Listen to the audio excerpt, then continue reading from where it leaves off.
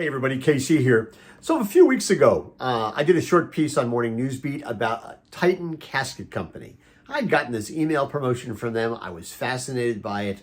And they had a somewhat irreverent approach to marketing caskets, which is by itself a little unusual. Titan Caskets had just had one of their products used in a Taylor Swift video. And I was fascinated. I did a little research online, checked out Joshua Siegel, who was the COO of the company. He used to be an Amazonian. Clearly, he's in the business of disrupting traditional businesses. There's hardly anything as traditional as the funeral parlor business. So I just wanted to talk to him. I wanted to find out more. I wanted to find out what their approach was. Where's the line that they walk in terms of wanting to provide good customer service, maybe be a little irreverent, but understanding that when they're dealing with people, often it's at the worst time of their lives. Fascinating. By the way, I bring this up in the piece. When he worked at Amazon, he was in the last mile business. Kind of still is. Anyway, I hope you enjoy it. I thought it was a fun conversation. One of the things we found out, if you stick around to the end, there's some parallels that can be applied in terms of how they're approaching their business and how we always talk about retailers should approach their business. So here you go. I hope you enjoy my conversation with Joshua Siegel of the Titan Casket Company.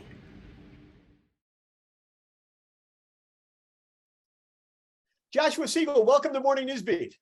Thank you. Thanks for having me. Well, and I think I can say after 21 years, this is the first time we've talked about caskets on Morning Newsbeat. So this is a unique event. We get that a lot. First of all, Titan Caskets. I only became aware of you when I somehow got an email from your company. I don't know what list I got on, but it was fascinating to me. Start by telling me how you decided to get into the casket business and what your basic value proposition is. Sure. So Titan Casket, we're a direct-to-consumer casket company, and we sell caskets. We have over 1,000 models that we sell through our own site, through Amazon, Costco, Sam's Club, and Walmart. And when consumers buy from us, instead of the funeral home, they typically get more selection and save 50% or more on the cost. The reason why we're able to sell at such a lower price is caskets are an industry that's controlled by two large casket manufacturers. They control 85% of the market. They only sell to funeral homes. And most consumers, when they have a loss, they go to their local funeral home. They don't shop around because why would you? And you don't spend a lot of time thinking about this ahead of time. And as a result, you often don't get exactly what you want, and you pay the sticker price on the funeral home puts on there. But there's a federal law that nearly nobody knows about that gives you the right to buy your casket outside the funeral home, have it shipped there. They cannot refuse. And so that's what we do. So how I got into this is I was at Amazon for a decade. And while I was there, I got a call from the founder of Titan, Scott Ginsberg, who had been in this industry for 20 years. He had started he'd started Titan as a brand on Amazon, where you can go onto Amazon and buy caskets. And when he started describing that industry structure to me, I immediately recognized it as what had happened in eyeglasses with Warby Parker and mattresses with companies like Casper. And I thought this would be a very interesting business, both from a strategic point of view, but also a way to just help thousands of families. Because I've been through a few funerals, and it always felt like the customer experience was broken in a lot of ways that are hard to explain when you're going through it. And caskets is just the first piece that we're taking on. Ironically, I did look you up on LinkedIn. Ironically, the one of the areas apparently you worked on when you were at Amazon was last mile technology. Now you're literally in last and Yeah, right. the last mile of people's lives. So I hadn't thought about that before. I hadn't thought of that. Yeah. I hadn't. So part of the problem, I would imagine, and having been through some funerals as well, you go into a funeral home and it's like the upsell is gentle, but it's like, isn't this what your mother or your father would want? But also points to the fact that it's really hard. This is hard stuff for people to talk about, and it's almost, I would think, for some people kind of ghoulish to say, gee, we're going to need a casket in a month. Let's start the process now. Yep. Or do you, and that's, which leads to actually another question. When you get an order, is it, especially through direct consumer, are you getting it after the person has passed away, or are you getting it well in advance? How does that work out? So most of our sales to date are at need. So we're talking to families who have just suffered a loss and now they're trying to plan the funeral. And so they call Right. us, and so we need, our current network is set up where we are fast. You call us, you order an item, it'll come out tomorrow, it'll ship tomorrow, and we have warehouses across the country because we know we need to be there the day after that or the day after that. Part of the reason we emailed you is that we just launched a pre-planning product where you can now, years in advance, sit down and lock in today's price, pick a casket without, like you said, sort of an imminent need hovering over you, Let's hope. and plan ahead because we know, sure, because we know that outcomes, when people do talk about this and have these conversations, outcomes are so much better. People spend so far less in terms of money, and they have the sort of goodbye that they envision. Yeah.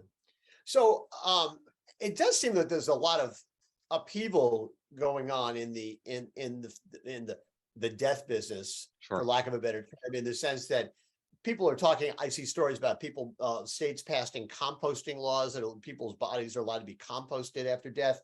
People are having their remains pressed into rocks. Obviously, there's still cremation. What is that? What's your sense as being somebody who's in the industry? Why is all this upheaval happening right now in terms of how are people are dealing with what happens after death? I think the core change in behavior that we see is that you used to plan a funeral by going into your local funeral home, and you're really limited by the options that are there. And often that means a traditional burial and a traditional memorial. And the change that has happened over the last 10 years, not just in funerals, but first in any major event you plan in your life, is it really starts at home, surrounded by loved ones, in front of, often on the internet. And when that happens, it just means you're exposed to many more options. And so behavior changes really slowly in funeral planning, but you see that people are responding to, maybe I don't want this traditional funeral, I'm looking for something different. And you'll see then entrepreneurs starting, like you said, there's Right. Parting Stone and a lot of interesting companies and new techniques rising to the forefront. There does seem to be a sense that is happening in every industry, that consumers are more empowered than ever, right? There's in Definitely. I guess there's no reason to think that they wouldn't want to extend that empowerment, even to the final moments of life. Especially the final moments of life. Memorial should be reflective of the person. It should, so it should be in your favorite park with the right music in a way that where the presence, really you feel that connection. And that's not always sitting in a funeral home.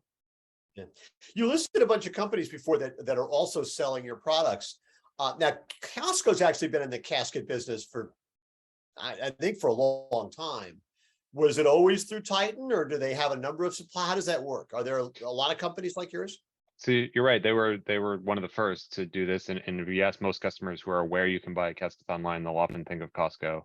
Right. They've gone through a few different suppliers over the years. There was the first few suppliers who went on Costco, got a lot of backlash from the industry and funeral homes, and unfortunately are no longer around.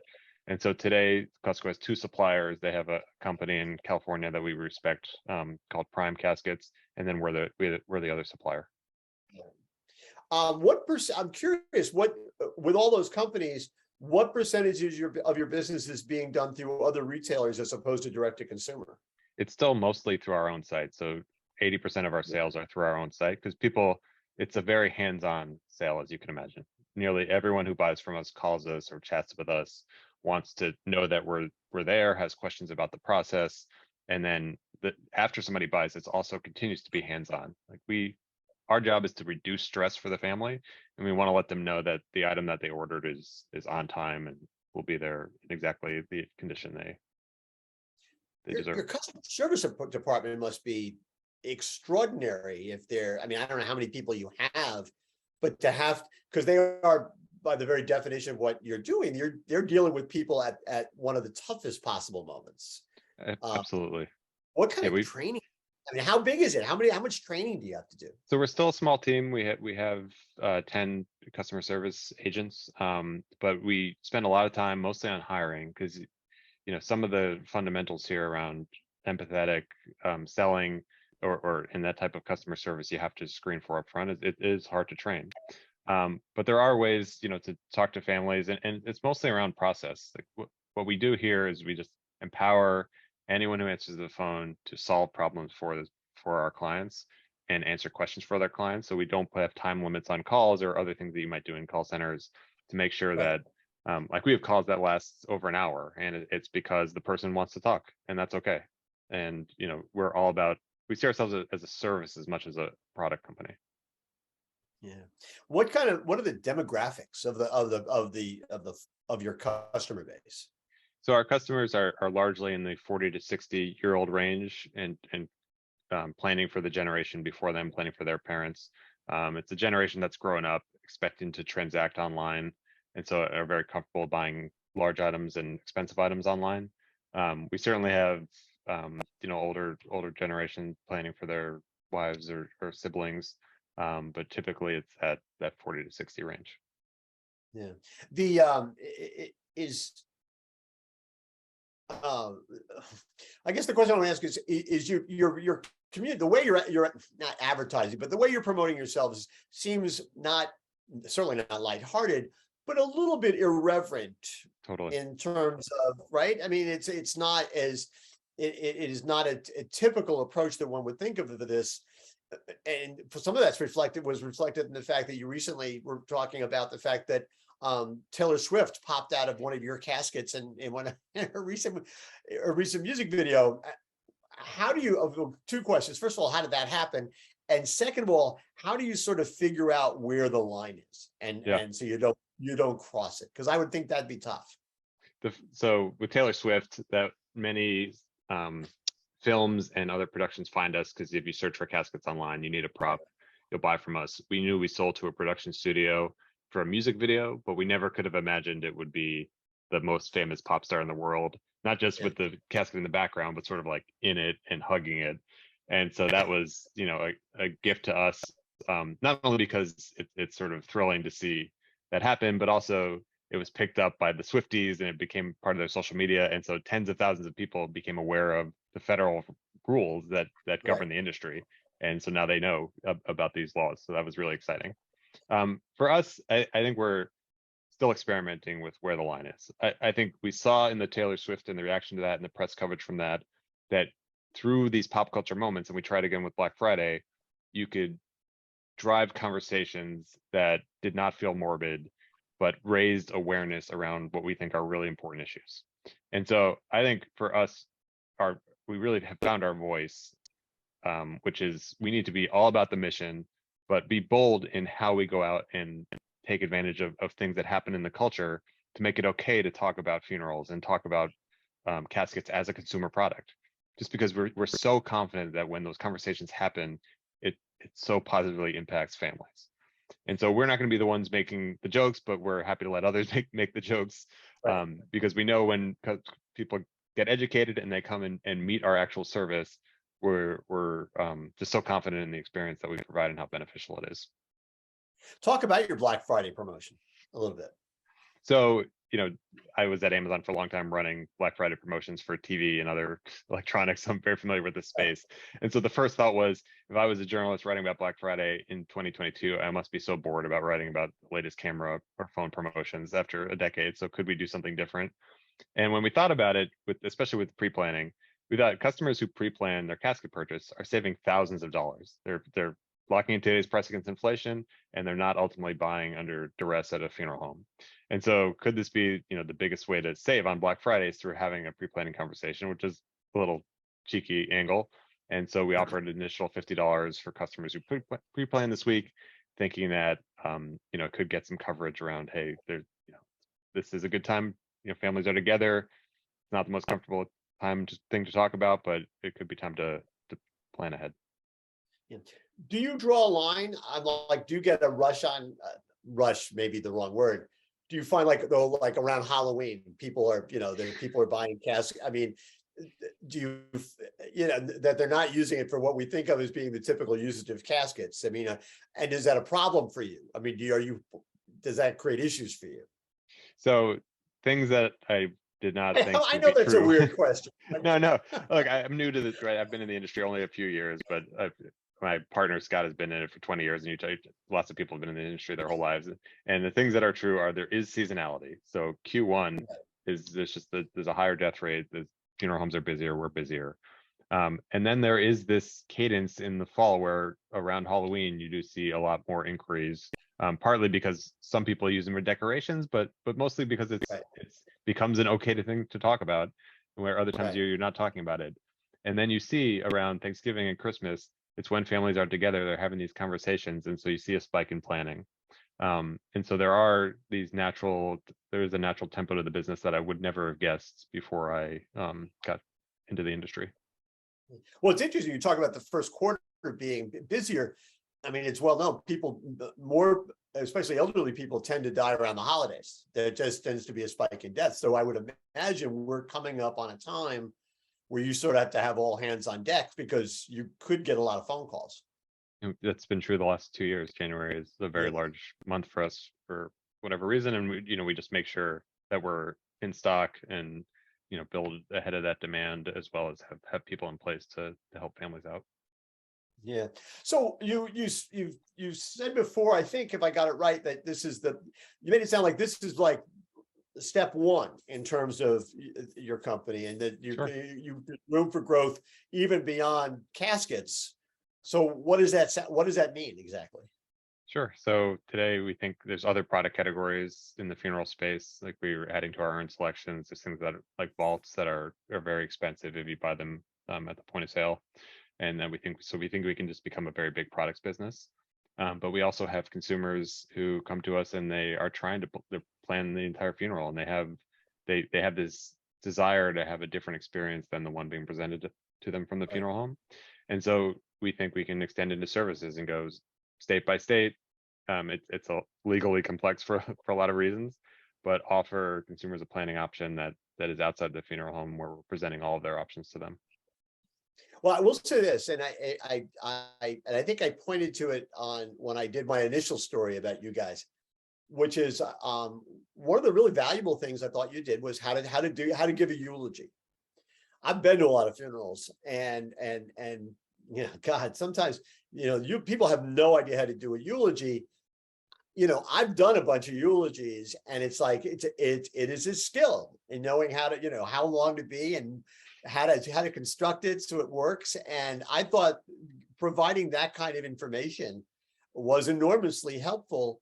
I don't know if it's Apple, it's certainly not apples and apples, but one of the things we talk a lot about here on Morning Newsbeat in terms of retail is that it's important for retailers to go beyond being a source of product to being a resource for information. Sure. And it sounds like that's exactly what you're trying to do. Definitely. And you see that the techniques that worked for Warby Parker and other DTC companies 5-10 years ago aren't there anymore. And content is king right now. And so you've noticed our blog, and we're putting a lot of content up there.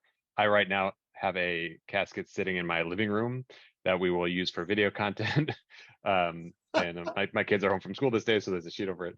But you're going to see us expand a lot more into video and other forms of content, because we need to not only have that content out there, but also there's a community to build of people who are interested in education. Well, listen, I wish you the best of luck. As I know this is hard stuff for people, a lot of people to talk about. I love talking about stuff that people find hard to talk about. And I think what you're doing is fascinating. And I think it's really interesting. And I wish you best of luck. And I maybe down the road I'll use your services, but as I said before, not too soon.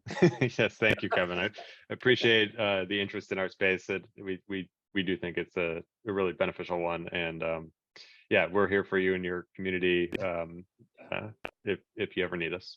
I appreciate that. Take care. Thanks so much. Thank you. Take care.